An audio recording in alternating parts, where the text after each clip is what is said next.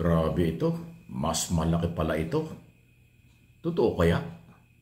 Merong 12 billion budget sa Department of Education noong panahon ni Sara Duterte, Vice President at Secretary ng DepEd, na hindi nakalusot sa pagsusuri ng Commission on Audit. Aba, matindi. Ito, pakinggan po ninyo itong report na ito. Secretary pa si Vice President Sara Duterte, may mga sinitang paggamit ng pondo ng Department of Education, ang Commission on Audit o COA.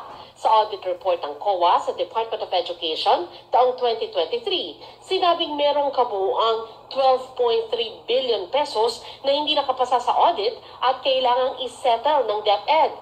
Narinig ninyo, mga kababayan? 12.3 billion na hindi nakapasa ang pera sa COA sa kanilang audit. Oh. Kaya, naku po, Paano kaya yun? Nasaan kaya yun? Nagamit ba yun o hindi? Kita nyo naman po, ulitin ko po ha. Ay, continue natin, tapos ulitin natin i-play. Sa 2023 audit report, Dali ng mga notice of suspension na nagkakahalaga ng mahigit 10 billion pesos.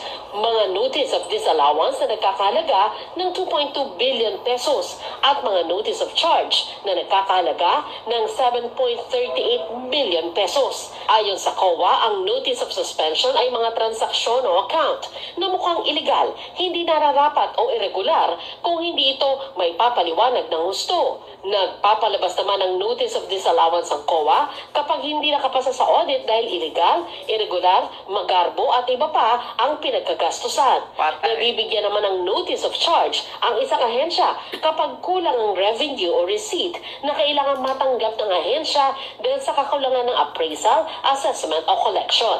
Nako! Yeah. So, ayan o. Loko na, bago na naman yan. Talaga. Hala ng katapusan.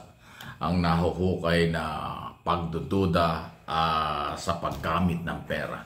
Ay sino ba ang sekretary ng panahong yon? Di ba?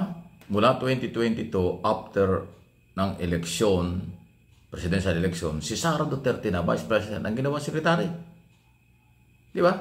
Tapos kailan lang naman siya pinalitan? Noong nakaraang taon lang siya pinalitan. Katapos siya mag-resign. At ang nilagay dyan si Angara. At COA yan Commission on Audit. Nagkaroon ng pagdududa. 10 billion plus 2.3 billion. So mahigit na 2 bilyong piso ang pinagdudahan nila kung paano ginamit at saan may mga kasala. Nakakalulang pera ito. Ano ha? Abay kung totoo yan, bali wala yung 612 million confidential fund. So ayan po ang nangyari. Paano ngayon yan? Lumabas po ang mga ganyang report dahil nga unfinished business pa rin ang issue ng di umano'y korupsyon o pagsasamantala sa mga nakaraang araw. Kaya dapat talaga litisin. Although hindi kasama sa impeachment itong isyong ito, mukhang bago ito eh. Kasi wala naman ako naririnig na ganyang kalaking halaga. Ang pinag-uusapan lang yung di umano'y korupsyon sa DepEd ng panahon niya, at saka confidential fund, at saka yung pagmumura, pagkatangka sa buhay ng Pangulo, at iba pa. Pero ito, meron palang COA report. Ito talagang COA, maraming alam eh. Ang problema lang, tahimik. Minsan-minsan lang magsalita. Abay COA, ilabas na niyong lahat. Nagamit ba ito o hindi? Kailangan malaman. Kasi 12 billion ay napakalaking pera. Diba? Bakit sila walang takot na sa kanyang klaseng galaw? Hindi ko sinabing guilty na sila, hindi ko sinabing totoo ito. Ang COA, ang linaw ng report, ang COA ang minakitang something wrong. Ang COA ang minakitang kakaiba. Kaya nga hindi nila pinayagan. Kaya nga sinabi nila, hop, sandali. Bakit nangyari yan? Bakit ginagawa niya yan? So, dapat talaga ang COA ay maghayag ng lahat ng detalye tungkol dito. Ang tanong ay mukhang takot sila sa mga Duterte. Ano ba itong COA ito? Kasi ang COA dapat walang kinatatakutan kung hindi ang taong bayan. Dahil ang taong bayan ang may-ari ng pera. Pag ang COA ay natakot, pag ang COA ay may kinampihan, pag ang COA ay walang ginawa, kawawa ang mamamayang Pilipino na may-ari ng pondo. Yun po ang ibig sabihin nun. Kaya tama lang po na, di ba? Dali lang Tama lang po na palakasin, gawin ng Commission Audit ang kanilang trabaho. O mga kapanalig, ng mga Duterte, baka sabihin yung banat ito. Hindi ito banat. Binabalita lang.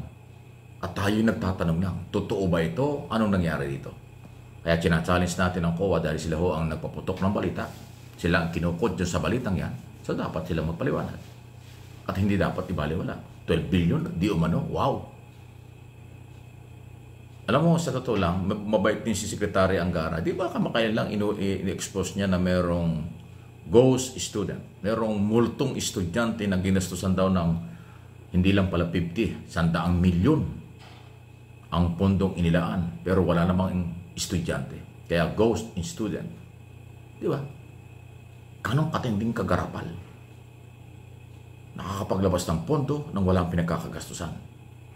Parang gano'n din doon sa confidential pa na issue Nakapag-withdraw ng daan-daang milyon, 125 million, 2 beses. Tapos gano'ng kadali, nawala, parang bula. Buti pa yung baha, tumatagal lang isang araw ang baha sa bahay, di ba?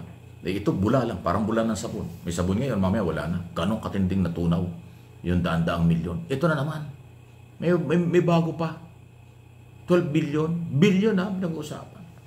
So, Secretary Angara, i-expose mo na. Huwag ka nang mahiya. Mahihain kasi ito si Angara, tahimik lang Inong sabihin nga niya na mayroong ghost student saka nakakahalaga ng 100 million, parang pasimple lang Ayaw niya talagang ilantad ng matindi. Bakit?